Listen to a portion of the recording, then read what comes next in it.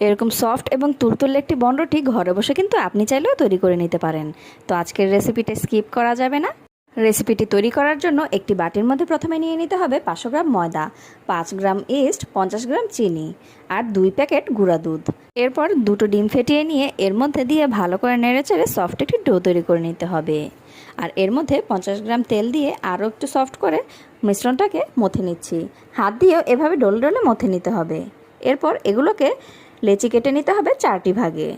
লেচিগুলোকে হাতের সাহায্যে ঘুরিয়ে ঘুরিয়ে এভাবে গোল শেপ দিয়ে নিতে হবে। এরপর কোন একটি কাটারের সাহায্যে এগুলোকে 3 কোণা করে কেটে নিতে হবে আর প্রতিটি ফাঁকের মধ্যে কিছু পরিমাণ ময়দা বিছিয়ে দিতে হবে।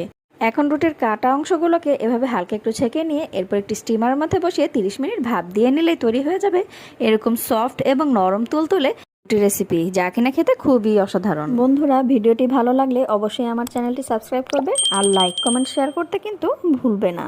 নেক্সট ভিডিও দেখার আমন্ত্রণ রইল।